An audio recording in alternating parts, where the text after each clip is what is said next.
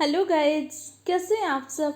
मैं प्रियंका आर्या आप सबका आपके अपने YouTube channel let's start study में बहुत बहुत स्वागत करती हूँ। आज मैं आप सबके लिए एनटीपीसी के एग्ज़ाम की डेट के बारे में, उसके एग्ज़ाम पैटर्न कैसा, उसकी प्रिपरेशन कैसे करनी, उसके सिलेबस के बारे में डिस्कस करेंगे। तो इसलिए इस वीडियो को पूरा एंड तक देखिएगा।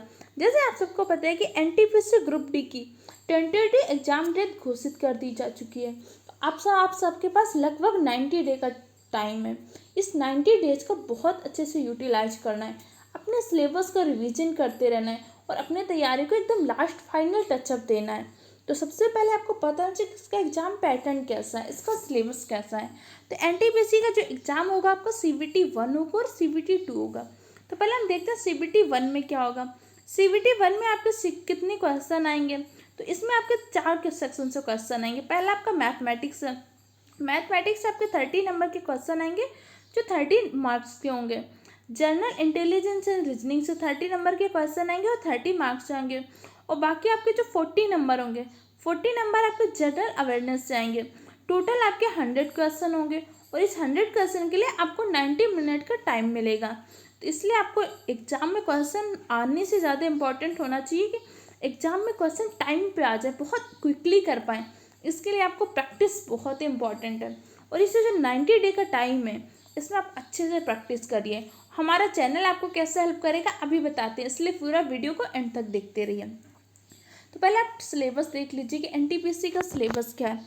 मैथमेटिक्स में सिलेबस दिया हुआ है number system, decimal, fraction, LCM, HCF, ratio, proportion, percentage, mensuration, time and work, time and distance से, simple and compound interest, CI SI से क्वेश्चन आएंगे। प्रॉफिट लॉस के, एलजब्रा से, पूरी एलजब्रा से मान लीजिए क्वेश्चन आएंगे। ज्योमेट्री से, ट्रिग्नोमेट्री, एलिमेंट्री, स्टैटिक्स, ये सारे क्वेश्चन आपके मैथमेटिक्स के हैं। इसके लिए आपको 10th स्टैंडर्ड तक की पूरी मैथ अच्छे से कंप्लीट कर लीजिए। इसके लिए आप प्रीवियस ईयर के क्वेश्चन लीजिए, बार बार उन क्वेश्चन की प्रैक्टिस करते रहिए। रीजनिंग के लिए, रीजनिंग में बहुत ही अच्छे स्कोरिंग सब्जेक्ट होते हैं। आप बहुत कम टाइम में रीजनिंग में आसानी से स्कोर कर सकते हैं। इसके कौन कौन से टॉपिक है, जैसे एनालॉजी है, कंप्रेशन ऑफ नंबर है, अल्फ़ाबेटिकल सीरीज है। अल्फ़ाबेटिकल जो सीरीज होती है कि इस अल्फ़ाबेट का इतना नंबर है, जो इस तरह से क्वेश्चन आते हैं। कोडिंग डिकोडिंग से, मैथमेटिकल ऑपरेशन से, जैसे उसमें साइन वाले क्वेश्चन होती है, इसका साइन चेंज करके ये हो जाएगा, इसका ये हो जाएगा तो क्या होगा। Similarity, difference, relationship, analytical reasoning होती है, syllogisms, jumbling, Venn diagram, puzzle, data sufficiency, statement calculation, statements of action. इस तरह से रीजनिंग के जो टॉपिक हैं बहुत ही स्कोरिंग होते हैं। आप थोड़ी सी प्रैक्टिस करेंगे रीजनिंग में आसानी से स्कोर कर सकते हैं। अब बाकी जो आपको 40 नंबर का बचता है, ये 40 नंबर आपका आएगा सिलेबस जो है जनरल अवेयरनेस से दिया है। जनरल अवेयरनेस में आपके 2 टॉपिक होंगे। पहला आपको जीके से क्वेश्चन आएंगे, सेकेंडली आपको जीएस से आएंगे। तो इसके बारे में देख लेते हैं आपके कौन कौन से टॉपिक हैं। ये 40 नंबर भी आपके बहुत इंपॉर्टेंट है। अगर आप बहुत अच्छे तरीके से तैयारी करते हैं तो इस 90 दिन में ही बहुत अच्छी तैयारी कर सकते हैं, इस नंबर में भी बहुत अच्छा स्कोर कर सकते हैं। तो पहले आप सिलेबस देखिए, क्योंकि किसी भी एग्जाम को क्रैक करने के लिए सिलेबस में क्या पढ़ना है इससे ज़्यादा इंपॉर्टेंट होता है क्या नहीं पढ़ना। हार्डवर्क इम्पॉर्टेंट होता है कि हार्ड वर्क करिए, लेकिन उससे ज़्यादा इंपॉर्टेंट होता है हार्ड वर्क को स्मार्ट तरीके से करिए। तो इसी तरह से देखिए आपका सिलेबस पहले क्या है। सिलेबस में आपके करंट इवेंट आएंगे, नेशनल एंड इंटरनेशनल न्यूज, जो आपका करंट अफेयर होगा नेशनल और इंटरनेशनल, उससे related question. Games and sports से, आर्ट एंड कल्चर, इंडिया के आर्ट एंड कल्चर से क्वेश्चन रहेंगे। इंडियन लिटरेसी से, moments and places of India. General science and life science, आपकी जनरल साइंस आएगी और लाइफ साइंस आएगी up to 10th CBSE level की। तो आपको NCERT की बुक बहुत इंपॉर्टेंट होगी। हिस्ट्री ऑफ इंडिया आएगी, फ्रीडम स्ट्रगल, जो स्वतंत्रता के लिए संघर्ष हुए, physical and social economic geography, भौतिक जो भूगोल है आपका, और जिस तरह का राजनीतिक भूगोल से भी कुछ क्वेश्चन पूछे जा सकते हैं।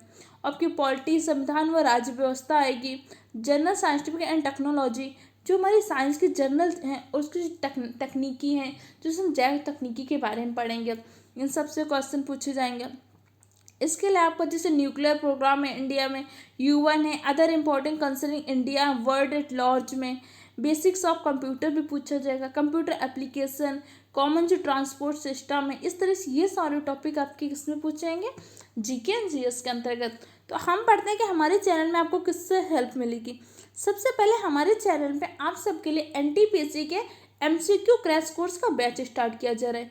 ये एमसीक्यू क्रैश कोर्स के बैच में हम पहले साइंस के सारे टॉपिक के अब क्या करेंगे, क्वेश्चन लेंगे। एक टॉपिक उठाएंगे, उस टॉपिक के इंपॉर्टेंट क्वेश्चन डिस्कस करेंगे। क्वेश्चन के थ्रू आप उसकी थ्योरी भी समझाते जाएंगे। इससे आपकी प्रैक्टिस भी होती जाएगी और थ्योरी भी समझते जाएंगे। तो ये एमसीक्यू बैच आपकी तैयारी को बूस्ट करने में बहुत ही हेल्प मिलेगा। तो देखते हैं कि हम पहले जनरल साइंस में क्या पढ़ेंगे।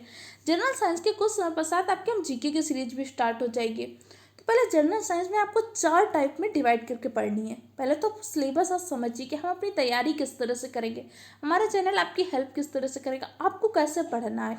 आपने साइंस को 4 पार्ट में डिवाइड कर लीजिए, जीव विज्ञान, भौतिक विज्ञान, रसायन विज्ञान, तकनीक विज्ञान। इन्हीं चारों पॉइंट से अधिकतर क्वेश्चन आपके एग्जाम में पूछे जाते हैं। इसके लिए आप प्रीवियस ईयर के पेपर का एनालिसिस करिए। जीव विज्ञान के कुछ टॉपिक होते हैं जिनसे हर बार क्वेश्चन पूछे जाते हैं। तो पहले हम इन टॉपिक के क्वेश्चन डिस्कस करेंगे, इन टॉपिक के बारे में डिस्कस करेंगे।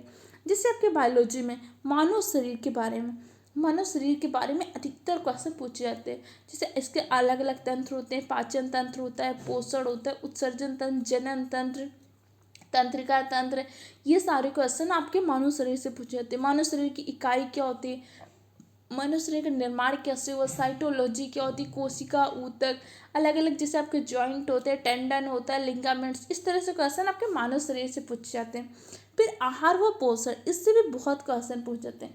पोषण क्या होते हैं, पोषक तत्व क्या होते हैं, पोषक तत्व की संरचना से किन पोषक तत्वों का पाचन कहाँ पे होता है, कहाँ पे पूर्ण पाचन होता है, कहाँ पे आंशिक पाचन हो जाता है। फिर किसी पोषक तत्व की कमी से कौन से रोग हो जाते हैं, किस पोषक तत्व की अधिकता से क्या हो जाता है, इस तरह से क्वेश्चन पूछे जाते हैं।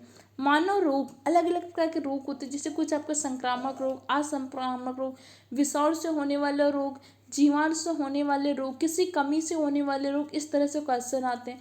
फिर इन रोगों के लिए निदान के लिए कौन सा टीका बना, कौन सा क्या लगता है, इस तरह से क्वेश्चन। फिर अनुवंशिकी और विकास, जेनेटिक्स से अक्सर क्वेश्चन पूछते हैं।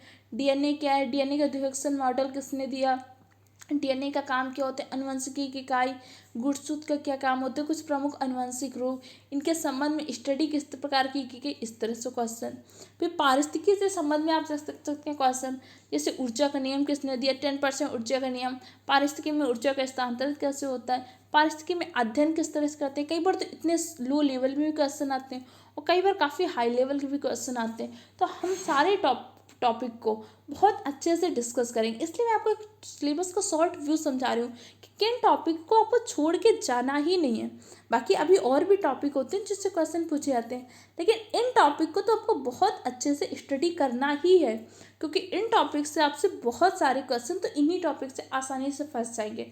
इसलिए भी किसी भी कंडीशन में आपको इन टॉपिक को तो बहुत अच्छे तरीके से पढ़ के ही जाना है। पादप विज्ञान से रिलेटेड, पादपों से संबंधित अलग अलग रोग, जैसे आलू क्या होती है, हल्दी क्या होती है, तना है कि जड़ है, जड़ों का रूपांतरण कैसे हो जाता है, फिर या किसकी कमी से कौन सा रोग हो जाता है, पादपों में होने वाले रोग, या पादपों में जैसे मिर्च का तीखापन किसके कारण होता है, हल्दी का पीला रंग किसके कारण होता है, आलू का हरा रंग किसकी कमी के कारण हो जाता है, इस तरह से क्वेश्चन पूछे जाते हैं। और प्रमुख खोजों के, जैसे चेचक के टीके का आविष्कार किसने किया, इंसुलिन की खोज किसने की, इंसुलिन का स्रावण कैसे होता है, इंसुलिन का स्रावण होता है तो इसकी कमी से क्या हो जाता है। ऐसे बहुत सारे क्वेश्चन आपकी खोजों से रिलेटेड क्वेश्चन पूछे जाते हैं। अब चलिए पढ़ लेते हैं भौतिक विज्ञान के बारे में, कौन कौन से इंपॉर्टेंट टॉपिक है जिनको आपको छोड़ना ही नहीं है और इनसे किस तरह से क्वेश्चन बनते हैं, ये अपने हम बैच में आपसे डिस्कस करते रहेंगे। जैसे आधारभूत भौतिकी, आधारभूत भौतिकी में मापन यंत्र, मापन पैमाने, इस तरह से राशियां, सदिश राशियां, अदिश राशियां, इस सारे क्वेश्चन आप आधारभूत भौतिकी में पूछे जाते हैं। गति से संबंधित अलग अलग क्वेश्चन पूछे जाते हैं। गति के नियम होते हैं, जैसे अलग अलग क्वेश्चन होते हैं गति से संबंधित। बल क्या होता है, बल के अलग अलग प्रकार, अपकेंद्रीय बल, अपकेंद्रीय बल, छद्म बल, आभासी बल, कौन सा मशीन किस बल के सिद्धांत पर काम करती है, वॉशिंग मशीन किसके सिद्धांत पर काम करती है, जो सर्कस का मौत का कुआं होता है उसके सिद्धांत पर काम करता है, उस समय कौन सा बल लगता है। इस तरह से क्वेश्चन जो आपके डेली लाइफ डेली बेसिस में हो रही होती घटनाएं, उनसे रिलेटेड क्वेश्चन आपसे अक्सर पूछे जाते हैं। घर्षण, जैसे घर्षण के कारण हम रोड पे चल पाते हैं, घर्षण की कमी से क्या होता है, मशीनों में जैसे बाल बेरिंग घस जाती है, और घर्षण से क्या लाभ होते हैं, घर्षण कितने प्रकार का होता है, इस तरह से क्वेश्चन डिस्कस करेंगे। ऊर्जा, किसी भी काम को कार्य करने की जो क्षमता होती है वही ऊर्जा होती है।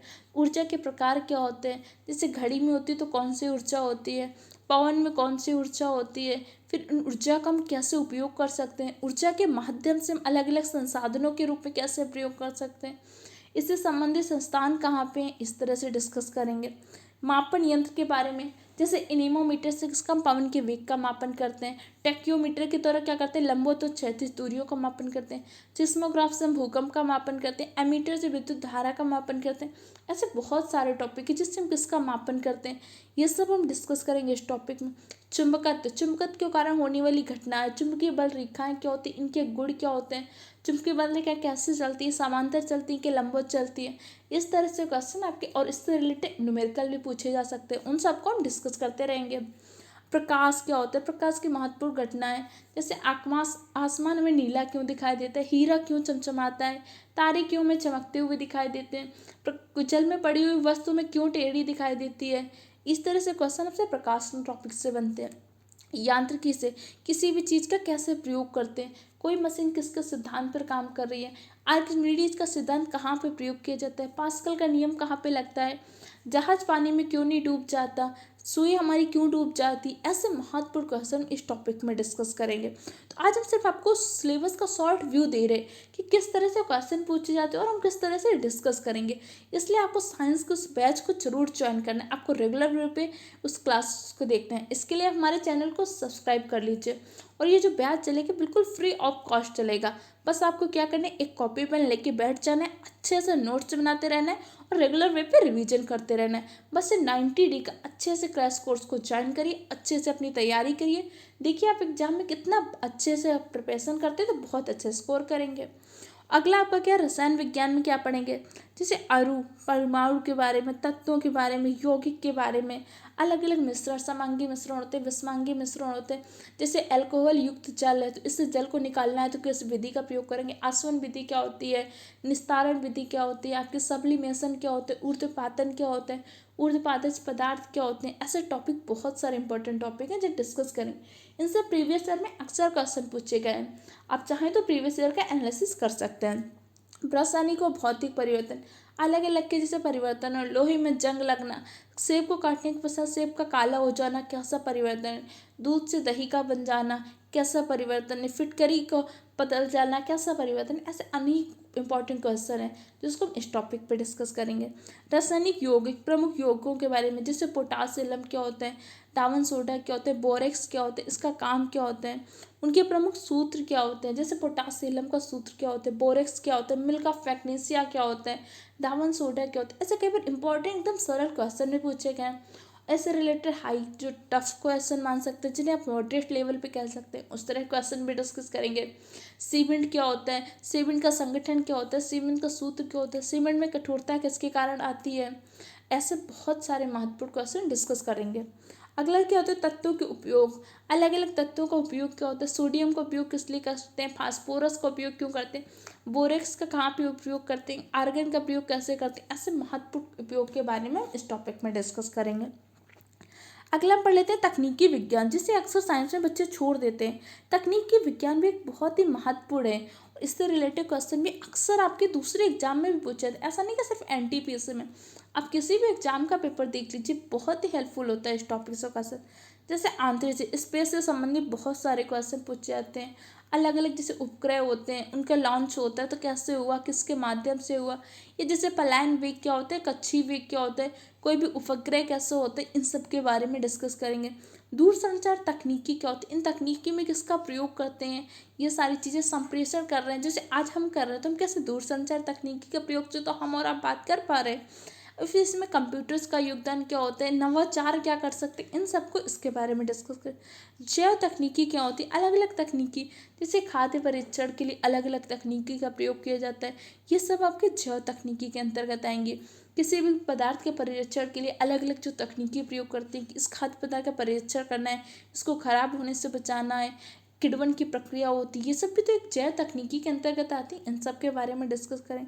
जैव प्रौद्योगिकी, किसी भी दवा का निर्माण कैसे हो रहा है, इस सब साइंस का यूज हम इंडस्ट्री में कैसे कर रहे हैं। जैसे पेंसिलिन का आविष्कार, जैसे कोरोना के रिलेटेड बहुत सारी जांच हुई। अभी आप कोरोना से बारे में बहुत सारे क्वेश्चन बन सकते हैं। ये सारी चीज़ें हम जैव प्रौद्योगिकी के अंदर पढ़ेंगे। इस तरह से आज हमने साइंस के बारे में डिस्कस किया कि कौन कौन से इंपॉर्टेंट टॉपिक हैं जो आपके लिए बहुत ही हेल्पफुल है, जिससे आपको मान सकते हैं बहुत ज़्यादा एक क्वेश्चन इन टॉपिक से पूछे जाते हैं। इन टॉपिक को इसके साथ साथ और भी जो टॉपिक है, हम किसी भी टॉपिक को छोड़ेंगे नहीं।